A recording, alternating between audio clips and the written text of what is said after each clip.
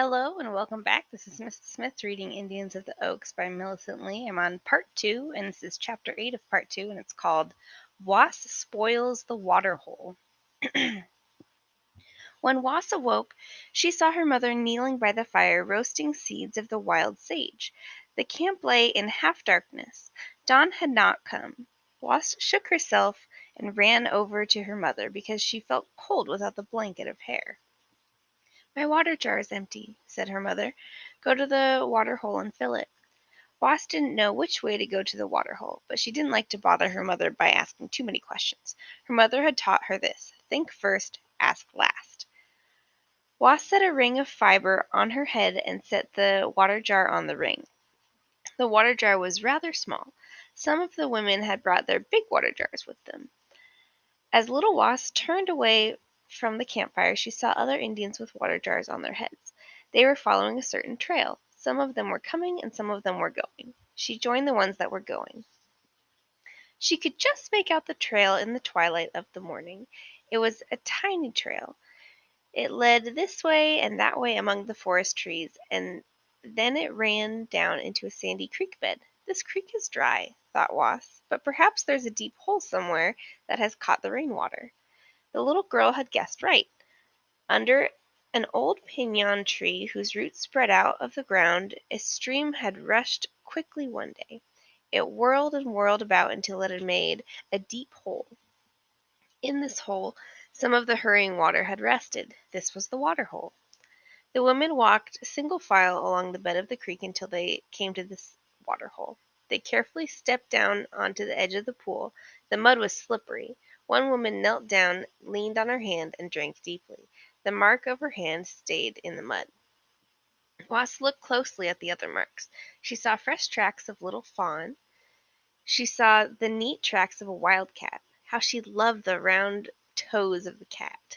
She saw the tracks of the coyote who had howled in the early evening, and she saw the hand-like tracks of the raccoon. I love water holes, thought Was. We cannot live without water. I guess all little animals of the forest love water holes too. She waited until the women had filled their jars, then she started to fill her jar. As she stepped nearer to the edge, her foot slipped on the mud, and she almost fell into the hole. "Foot!" cried one of the women sharply. "Do you not see what you are doing? You're spoiling our water hole with mud." It was so indeed. The beautiful clear water hole was dark and muddy. It was spoiled. Was crept back and sat on one of the roots of the tree. She felt like crying, but she didn't cry, because she was an Indian. Some Indians cried, but not often. Or sometimes Indians cried, but not often. This was not one of the times. She was very glad she had waited for the women to fill their jars before she spoiled the water hole. She stayed by the pool until the water had cleared a little. Then she threw some brush over the mud, knelt on the brush so that she would not slip. She skimmed the clear water off the top. On the way back, she met some more women with water jars on their head. They will know I spoiled the hole, she thought sadly. I will never do it again. Her mother poured some water into a bowl and lifted the bowl to her lips. "This is good water," she said. "It is rainwater." "I think it is good water, too," said Was, "when it hasn't been spoiled." Her mother didn't know what she was talking about. They ate their breakfast happily. Everything tasted so good in the strange land. "Why didn't we take a bath before we ate our breakfast?" asked Was as she dried her lips with the back of her hand. "Because there's so much to do this morning," she said. "We can take our bath in the early afternoon. Tomorrow morning you can take a bath at dawn." The forest began to grow light. Was could see all the Indians that she knew and some that she didn't know. She could see her old grandfather, the medicine man, sitting with the men of her tribe. Her old grandmother and the 3 old sisters in the wild rose patch had stayed home. She could see the Yuma cousin sitting with her Yuma people. The women were getting ready for their day's work. They were putting on their basket caps so the pitch wouldn't stick to their hair. They were lining their nets with leaves. The herb woman put her basket cap on and gave Was a long stick. "Come," she said. Was followed her mother. The herb woman walked straight along until she came to a tree with golden cones all over the top. "Why don't we pick the nuts on our own tree?" asked Was. "They have all been picked," said her mother. I could see none on the ground. Other Indians had been here before us. Wasp began picking up the nuts under the tree. She put them in a little basket which she carried. You will never get through picking if you pick that way, said her mother. We only pick them that way when we are tired of climbing the trees. That is the way the coyote gathers nuts, one by one. Only he eats them as he gathers. Are you a coyote? I'm not a coyote, said Wasp, but I drink out of the same water hole. She remembered the tracks of the sand. As she finished speaking, she looked up, and her mother was not there. Why, she was just there a second before. Where could she be? Where was her mother? Then Wasp heard a curious noise in the tree, and looking up she saw her mother almost at the top. She was climbing like a squirrel. Some of the branches were so old that they broke off, but her mother always found new branches. Watch, called her mother. I'm going to throw down some cones. Before Wasp had time to move, the herb woman threw down a cone and hit her right on top of the head. I'm glad it wasn't a sticky green cone, said Wasp to herself, but it was a little sticky just the same. She moved away after that. Her mother threw a great many cones into one pile. Beat out the seeds with your stick, she called to Wasp. The little girl started beating the cones, but some of them were a little sticky and stuck to the branch. They're sticking to the branch, cried Wasp. What shall I do? What did you do with your sticky hands? Called her mother from the perch in the tree. Throw some dust on them, then they won't stick. Wasp did as her mother said, and then she could beat out the seeds much better.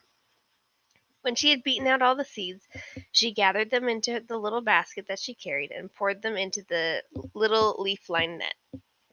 The little seeds, the shape of date seeds, were warm brown in color. All the morning long, the herb woman climbed trees and threw down cones. She always threw them down in piles so the seeds could be beaten out together. One young Indian woman in another tree threw them down any way at all. It took her a long time to run down and beat out the seeds. It was her first visit to the Pinyon country, and she did not work like an old-timer. It is not hard when you know how, thought Wasp. She felt very proud of her wise mother. When the sun was hot, the herb woman said, Now we will take our bath. We will gather no more nuts until it is cool again. Wasp was very glad to stop beating out the nuts. Her little back ached. I can straighten out in the water, she said.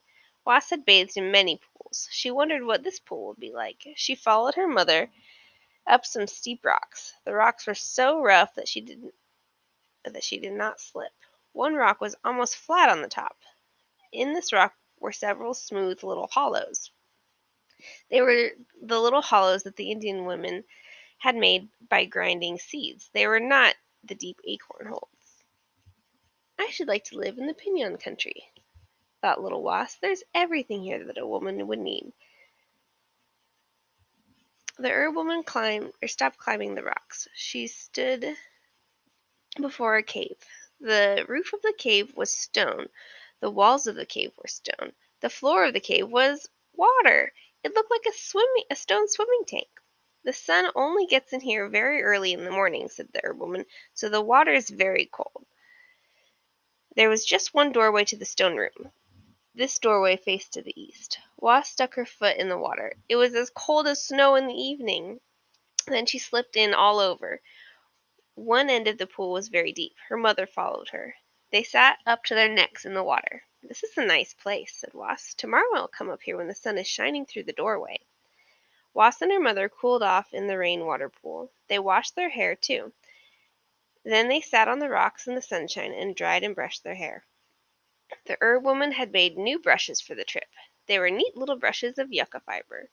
When their hair was smooth and shining, the herb woman laughed. Why are you laughing? Asked Wasp. Her mother did not often laugh so suddenly. Her laugh usually came slowly and left slowly. I'm laughing because we washed our hair, replied her mother. We forgot ourselves because we felt so cool in the water. We should not wash our own hair until the last day of camp. It will only get covered again and again with pitch. Wasp smiled wisely. If we have nice hair, we shall take better care of it, she said. We shall stay out of the pitch. If we can, laughed her mother. The two playmates walked down the huge rock steps of the pinyon trees. Soon they had forgotten their fun. They were too busy gathering pinyon nuts.